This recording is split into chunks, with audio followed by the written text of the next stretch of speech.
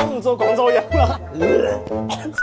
我想問你一個問題，嗱，你嚟廣州已經有7年啦，粵語識講未？識講。但係你如果想成為一個真正嘅廣東人，仲需要經過我哋廣東美食嘅考驗。你有冇聽過中川三寶啊？中川三寶。大家都知道啦，廣東啲好嘢食冚唪唥喺啲山卡拉地方，你去到嗰啲地方咧，揸起身又好靈活啦，又唔使驚掉頭好麻煩。我係真係可以感覺到佢嘅後輪啊，叫到係超大啊！係啊，佢可以做到雙向18度，部車咁大部，但係轉彎半徑只需要4.79米。哇，好似陀螺原地旋轉。LS6 佢本身入門就可以標配一個52度嘅大電池 ，CLTC 又可以行370公里嘅純電續航，咁犀利！係啊，所以又等於雖然係一部真程車，但係平時喺市區基本上就係全電。咁大個電池最啱嗰啲冇加充嘅朋友啦。到啦，就喺呢度，一人一隻田鼠，好唔好啊？好知。田鼠，你食鼠肚，我食鼠尾。我真係好驚，你可唔可以你食先？我試下先。呢個係香嘅，好似那個乳豬。而且皮好脆，肉好嫩滑。OK 喂，桂花鱔，哇喲，我摸都不想摸它。 18蚊一隻。花18塊吃一隻蟑螂。桂花鱔咧係一定要食公㗎，佢真係好大隻啊！我哋兩個 share 一隻好唔好啊？好啊。我哋將食唔晒嗰一隻咧抽俾幸運觀眾。大概係咩味道啊？係有一種香氣，有一種薄荷加9層塔嘅一種香氣。我哋試下係咪真啊？根本就沒有肉。但我豈可輕放過？問此刻世上經典漢堡有幾個？街坊我操，這個有異味。我唔做廣州人啦，我走先啦，走先。唔食啦！你唔要人片啊！太惡心啦！我操！水曱甴、龍虱啊！你只有喺水質特別好嘅地方先可以揾到水曱甴。呢一種咧，我細個時候我爸爸帶我食過。咩味道？講真，有少少撩味。還不好吃！我操！哇塞！同我細個食一樣咁好食，因為佢係用腦汁滷㗎，所以你基本上只可以食到腦汁嘅。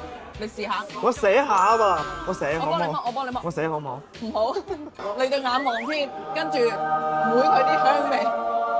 係唔係我寫咗，我就係廣州人？冇錯。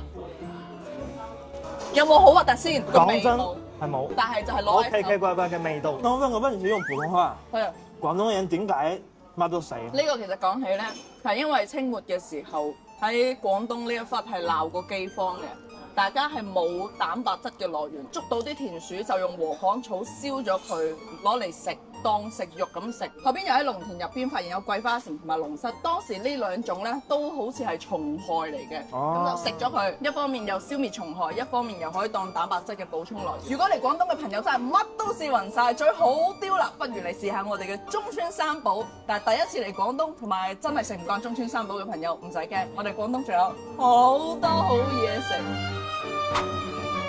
今次咧，你已經通過咗我哋一個廣東人嘅考驗，下次我真係會帶你去食啲平常啲嘅食材，好唔好啊？多謝你啊！但係講真，你覺唔覺得我今次揀呢部車真係超有心思？最緊要係呢部車佢有一個雨夜寶馬模式。大家都知啦，廣東路度都有好多電雞，佢可以有呢個後視鏡幫你保盲，安全好多噶。佢仲會實時提醒你有咩需要注意嘅風險噶。啊、我雖然喺廣州住，但我好少過嚟老城區呢邊，所以我已經唔記得咗番禺入邊嘅路有幾爛啊！好彩佢有個空氣懸架，懸掛過濾嘅好舒服。你知道我在說什麼對吧？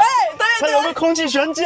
講真啊，廣東話真係好難啊！但係講真咧，我覺得你25歲先嚟到一個即係講廣東話嘅語言環境度，其實已經好唔錯噶啦。語言最根本嘅作用係用嚟同人哋溝通，所以有冇口音根本就唔重要，最緊要係大家可以互相了解到，而你講嘅嘢我係完全可以聽得明，我相信觀眾朋友都聽得明。這也是我喜歡廣東一點，就大家都很包容我，你知道啦，不會因為我唔識講廣東話就不喜歡帶我玩。呢個都係我好中意廣州嘅一點。喺廣州你係可以開開心心咁享受做自己，大家嚟到咗都可以將呢度當係屋企嘅地方。廣州也是我的家了，現在我都係新廣州人。冇錯，係咪好標準？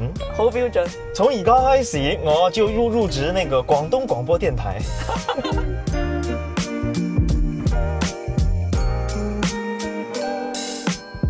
咁我翻去做嘢先啦，部車俾你停咯。放心啦，喬總，拜拜。